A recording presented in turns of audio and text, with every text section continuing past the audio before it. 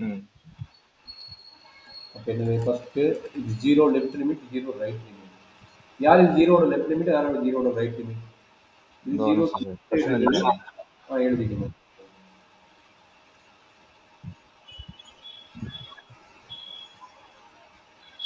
இப்போ ஃபர்ஸ்ட் கொடுத்துருக்கிறது 0வோட right limit. அவ்வளோதான். செகண்ட் இருக்கிறது 0வோட லெஃப்ட் லிமிட். சரி, இப்போ ரைட் ஹேண்ட் டெரிவேட்டிவ் கண்டுபிடிக்க ஃபர்ஸ்ட் 0. இங்கே ஏவோட வேல்யூ என்ன அப்படிங்கிறது இதுதான். ஏவோட 0 கொடுத்துட்டோம், ஏன்னா 0வோட லெஃப்ட் ஹேண்ட். அப்போ ஏவோட வேல்யூ வந்து 0.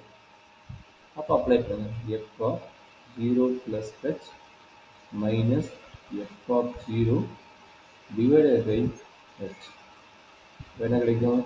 Limit h tends to 0 f of 0 plus h right hand derivative. அப்போ என்னது 1 plus எழுதி இங்கே அப்படி போகிறேன். டவுட் இருந்தால் மட்டும் போகுது. இல்லை, இப்போ இதில் வந்துட்டு ரைட் ஹேண்ட் லிமிட் தானே? ஆமாம், ரைட் ஹேண்ட் லிமிட் தானே. இது என்ன ரைட் ஹேண்ட் லிமிட்? நல்லா பாருங்க, நீங்கள் எழுதிக்க பாருங்க. 0 plus h போட்டிருக்கீங்க. ரைட் ஹேண்ட் லிமிட்டுக்கு 0 ப்ளஸ் ஹச் தான்டா. லெஃப்ட் ஹேண்ட் லிமிட்டுக்கு 0 மைனஸ் ஹச் வரும். நல்லா பாத்துங்க. ரைட் ஹேண்ட்னா இப்படி மூவ் ஆகும். கேர்ஃபுல்லா பாருங்க. ஆர்னா இந்த பக்கம் மூவ் ஆகும், எல்னா இந்த பக்கம் மூவ் ஆகும். அப்ப இங்க மைனஸ் ஆகும்னு அர்த்தம். சரிங்களா?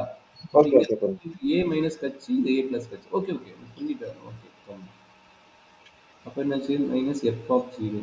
அப்ப என்னாச்சு? 1 plus sin 0 divided by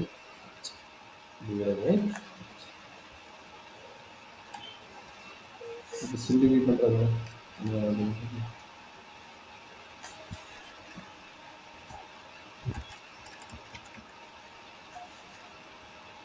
that is equal to 0 plus hங்கிறது 0 தான் இருக்கும். h 0 plus h நம்ம கிரேட்டஸ்ட் இன்டிஜர் தான் 0. இங்க என்ன இது h தான். Okay okay. அப்ப இது sin வெறும் h தான் இருக்கும். ஆமா. 1 plus sin h மைனஸ் அங்க sin 0 னா 0, அப்போ மைனஸ் போடலாம். sin 0 னா 0 னு போட்டுங்க. இங்க பிரச்சனை கிடையாது. sin 0 னா 0. சரி, அப்ப என்னாச்சு? Divided by h. இந்த 1 இது அப்ப sin h by h இருக்குமா? sin h by h. அப்ப limit h tends to 0 sin h by h. அப்ப என்ன கிடைக்கும்? sin h by h னா லிமிட்டோட ஃபார்முலா தெரியும். சாரி, அது 1ன்னு தெரியும். நான் 0 போட்டு அது வந்து 1 not positive. sin h by h ஓட வேல்யூ என்ன? 1. இது என்ன சொல்றது? ஸ்பெஷல் இருக்கு என்ன சொல்றது? இப்போ இங்க வந்துட்டு நம்ம மேமுக்கு எழுதணும். since limit h tends to 0 sin h by h equal to 1. ஆமாடா, கண்டிப்பா எழுதியாங்க. இதெல்லாம் நான் எழுதுனேன் சார் அந்த டெஸ்ட்ல. அதெல்லாம் அந்த மேம் ஒண்ணுமே கண்டுக்கல. சரி, வீட்டு ஒருத்தர் ஒரு மாதிரி இன்னி அந்த பேப்பரை வேற தர மாட்டாங்க. அந்த மேம் என்ன பண்றாங்க? சரி, பார்ப்போம் என்ன நடக்குன்னு பார்ப்போம். சரி, அடுத்து பார்ப்போமா? அடுத்து வந்துட்டு இப்போ லெஃப்ட் ஹேண்ட் டெரிவேட்டிவ் போடணும்ல. Left hand derivative f dash of 0 equal to limit h tends to 0 f of a minus h. அப்போ 0 minus h, 0 minus h minus f of 0 divided by minus h. அப்போ என்ன கிடைக்கும்? Limit h tends to 0 0 minus h. எங்கே apply பண்ணணும்? Left derivative. Left derivative யாரு? ரெண்டுக்குமே என்ன கிடைக்குது? 1ன்னு கிடைக்குது. ரொம்ப ரொம்ப இம்பார்ட்டன்ட்.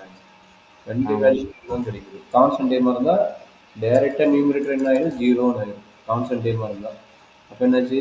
1 மைனஸ் 1 இருக்குமா? அப்போ என்னது? டைரெக்டாக limit h tends to 0 0 divided by minus h. அப்போ என்னாச்சு? ஆட்டோமேட்டிக்காக லெஃப்ட் ஹேண்ட் டெரிவேட்டிவ் என்னாச்சு? 0 ஆச்சு.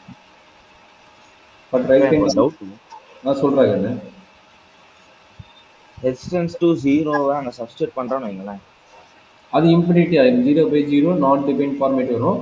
அதை நியரஸ்ட் வேல்யூனால அதை வந்து எக்ஸாக்டாக இருக்கும் போது சப்மிட் பண்ணி, டினாமினேட்டர் இந்த மாதிரி பிரச்சனை இருந்தால் பண்ணாத. ஏன் பண்ண மாட்டேங்கிறாங்க?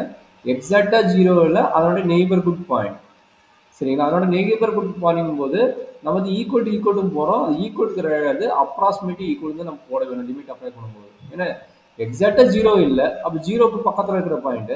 அப்ப பக்கத்துல இருக்கிற பாயிண்ட்னா அப்ராக்ஸிமேட் ஈக்குவல் தான் போட போறோம். சரிங்களா?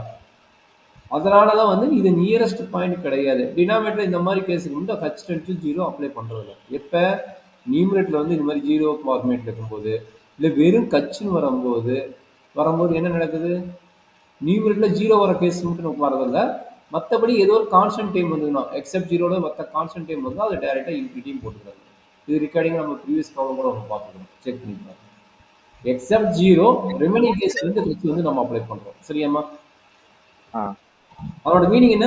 0 divided by anything is 0. h value எக்ஸாக்ட்டா 0 இல்ல. அதனோட மீனிங். h வேல்யூ எக்ஸாக்ட்டா 0 இல்ல.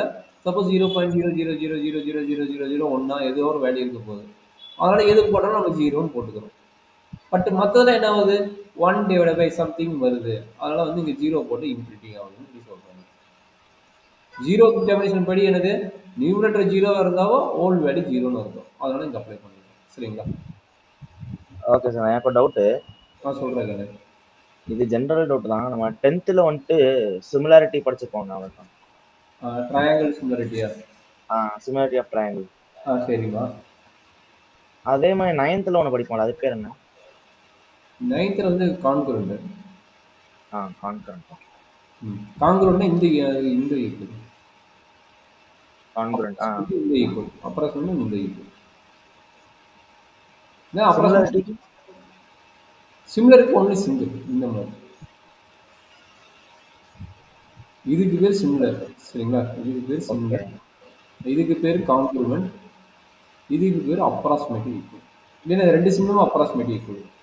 ரெண்டுக்குமே இப்படி போடலாம்.